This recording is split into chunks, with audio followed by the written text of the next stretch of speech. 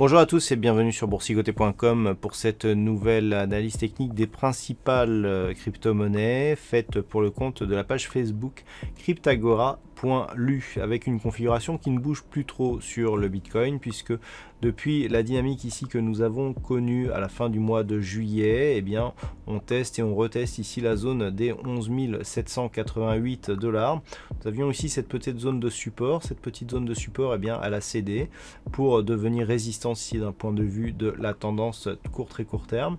Donc on pourrait la semaine prochaine ici avoir un écartement de cette zone de résistance et donc une cassure de la zone des 11 000 $, ce qui pourrait nous donner un signal de consolidation, auquel cas on pourrait connaître ici un retour sur la zone des 10 000 $. Si les cours par contre repassent ici au-delà des 11 788, eh bien la prochaine zone de résistance se situe ici sur cette zone horizontale des 13 188 $ pour un Bitcoin. Malgré tout, par rapport à la tendance de fond, on reste ici sur une dynamique plutôt haussière sur cette crypto-monnaie.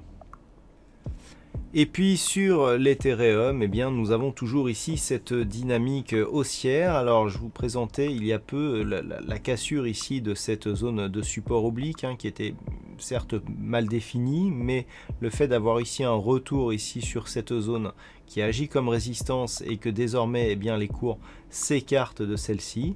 Alors tant que l'on reste au-dessus des 358 $ pour un Ethereum, on reste malgré cet écart ici dans une dynamique haussière, dans un fond de tendance qui reste orienté à la hausse. On a juste ici un signal de perte dynamique par rapport à l'impulsion initiale.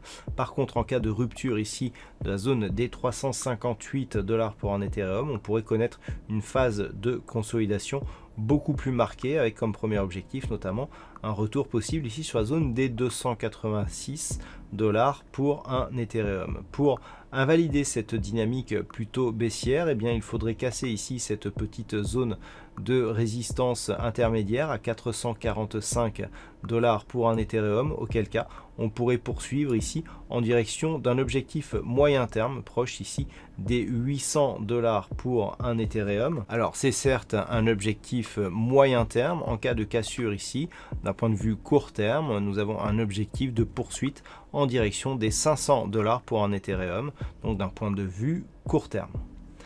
Voilà donc ce que l'on peut dire sur l'analyse technique de ces principales crypto-monnaies. Passez un bon week-end, on se retrouve dès la semaine prochaine pour une autre analyse technique des principales crypto-monnaies, toujours sur la page Facebook cryptagora.lu.